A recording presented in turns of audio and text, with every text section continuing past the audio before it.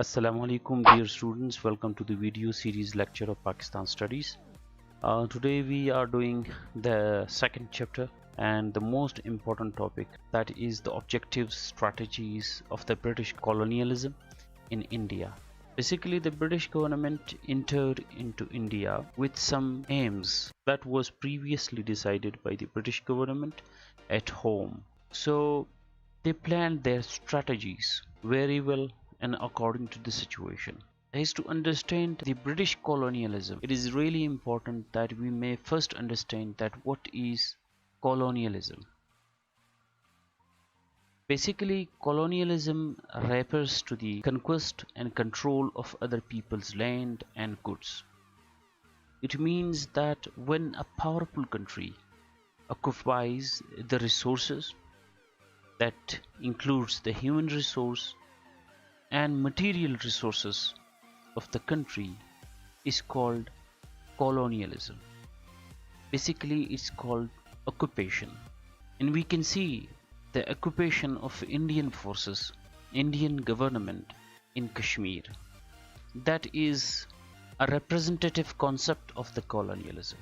So colonize the people or the state means to occupy their land, their sea, their resources, and particularly the human beings.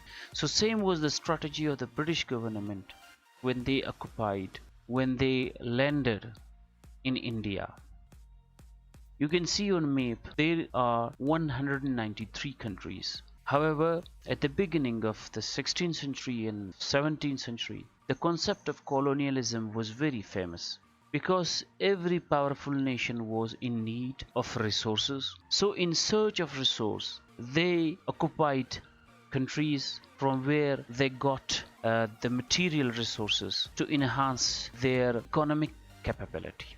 Now in map you can see here is Britain. Britain occupied some of the most important areas of the world.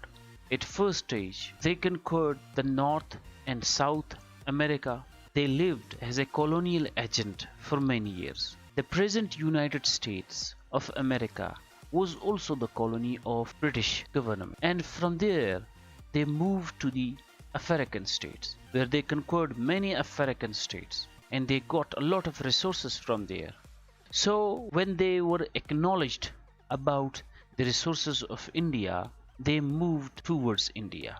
However, they directly not interacted with the forces of the empires present in India. They first created their linkage through their relationship with the present empire in the India. So at first stage they created relationship with the emperors, with the rajas, with the people of the India, and representing themselves as traders.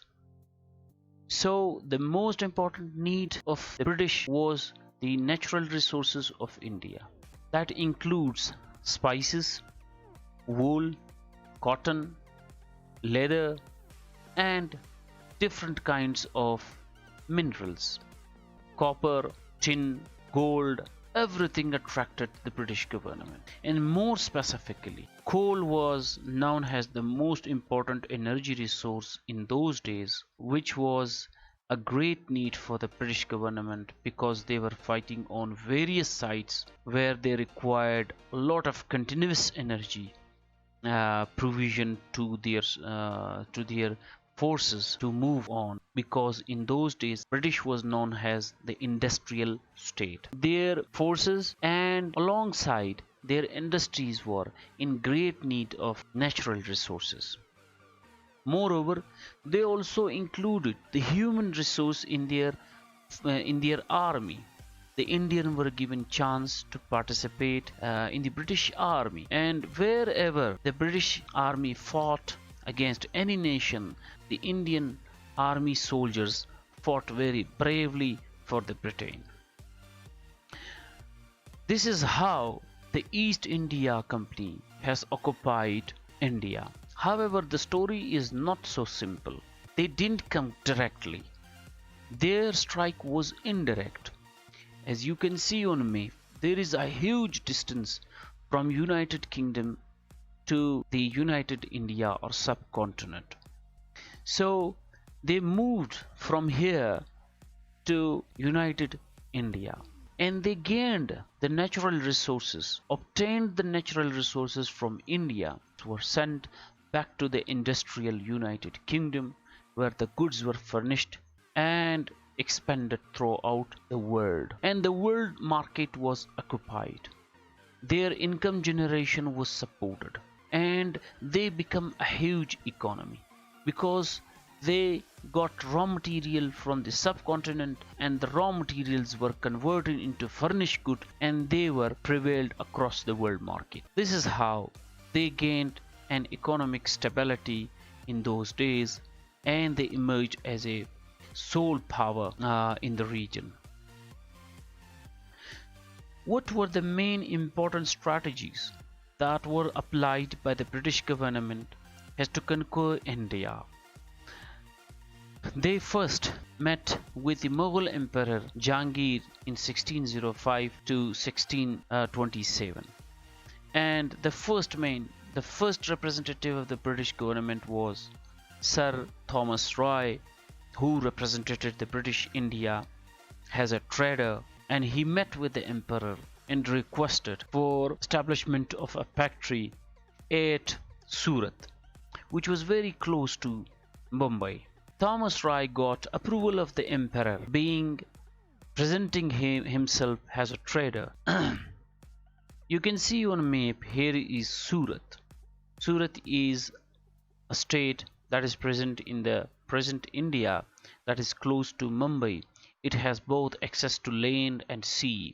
So Britisher used the sea as a route to come into the Surat, and from here they started their strategy to conquer India. And later on, within few years, they conquered whole of the India. You can see on a map, the pink color represents the British government, their power and their access, their administration, where the yellow part represents the princely states. The princely states were also in hold of the Britishers because they exploited their resources. They supported some of the kings and rajas of the states to fight against the other rajas and kings of the states. So they created a mess. They created a trouble, and everyone was in need to be supported by the British government. So their first strategy was to represent themselves being traders, and then they become colonizers, means occupying the whole India, means they were plunderer, they were the occupying power rather than supporting the Indians.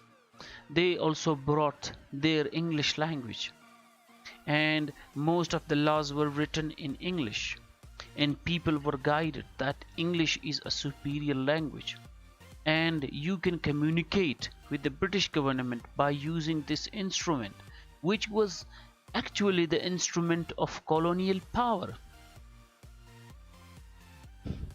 Another important strategy they made that was very successful in those days, that was to divide and conquer, that was to divide and rule.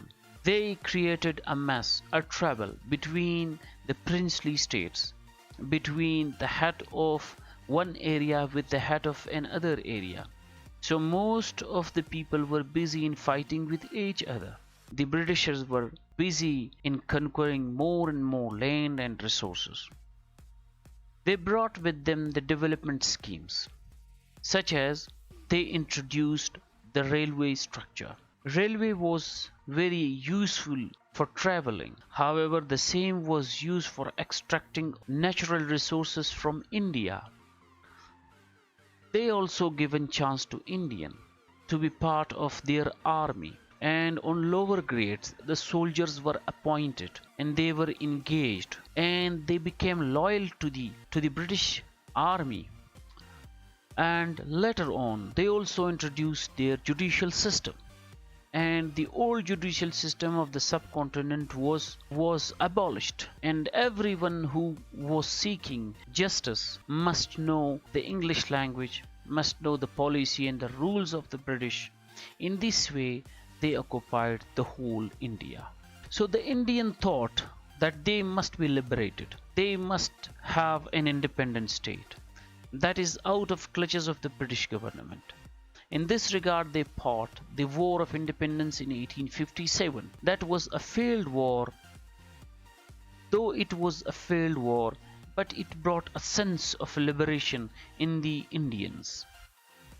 The War of Independence was fought by all communities, that includes the Hindu, Sikhs, native Christians, and Muslims, against the British Army.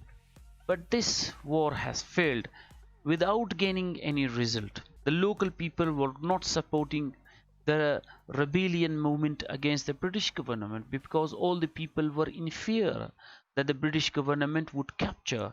So the British emerged as a power, and no one remained to call upon the British government against their policies. In this way, they occupied the whole India, and India was under the flag of East India Company.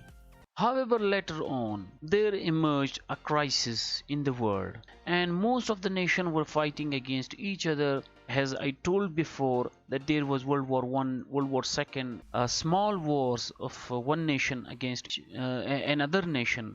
So British government was very keen about fighting, about conquering, as they conquered most of the important areas of the world.